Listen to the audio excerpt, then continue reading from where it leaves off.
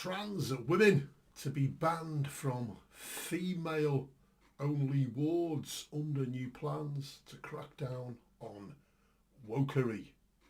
Trans women, correctly translated, means fake women. They are biological men who are claiming to be women. And when you ask them, give me a definition of a woman or man, they will struggle and they will come up with some hokery, pokery, wokery to explain themselves. But they aren't women, they're men, biological men. So, they're to be banned from female-only wards. It wasn't too long ago I did a video concerning a fake woman, biological man, who was allowed into a female ward, NHS. They wouldn't reveal where it was. I think it was Scotland, but there you go. Who was allowed into a female-only ward, a biological male-only ward, as a biological male claiming to be a female or whatever they want to call themselves, trans woman, fake woman. And this man went on, biological man, went on to rape one of the women in the ward. And the staff and the NHS management, when the police arrived, because they were called, said to the police, it's an impossibility because there are no men, unbelievable, men on the ward. And so the police went away, and later they discovered from witness statements and CCTV there was a man on the ward.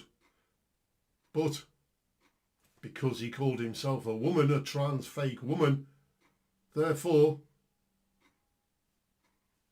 there was no biological man on the ward according to the NHS and management. But eventually he got charged, and obviously this is why this is happening as well now, because of this. But you won't hear that too much in the news. It was in the news, but it was like in a little corner somewhere, hidden. Health Secretary plans to bring back sex-specific language to NHS. Steve Barclay wants to push back against what he calls wokery in the National Health Service, with a source telling Sky News ideological dogma is stopping women from being listened to when it comes to their health. Yes, real women are not being listened to. Isn't that who we're supposed to be protecting?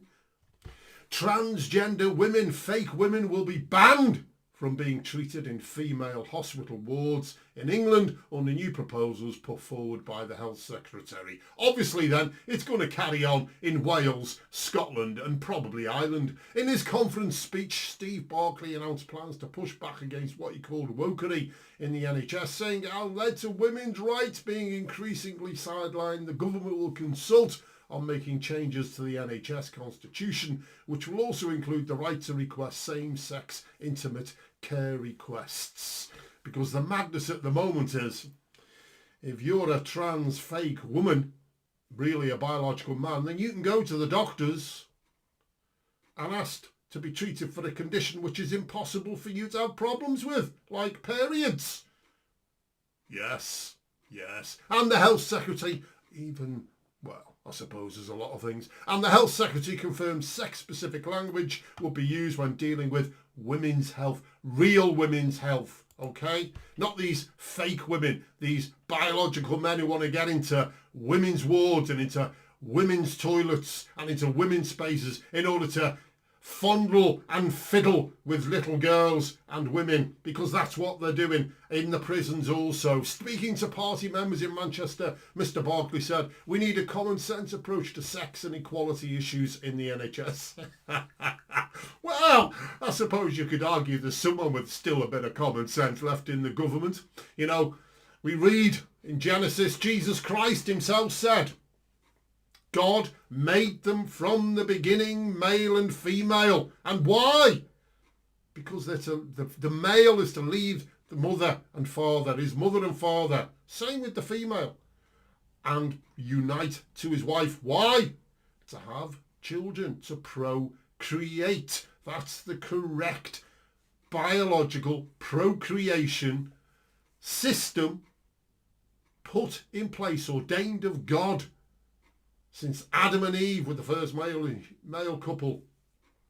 That's the way it is.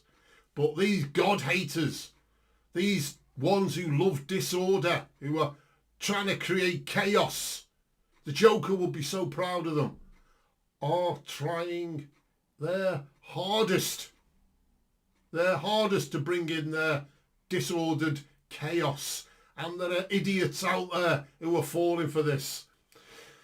So he says, that's why today I'm announcing proposals for clearer rights for patients, and I can today confirm that sex-specific language has now been fully restored to online health advice pages about cervical and ovarian cancer.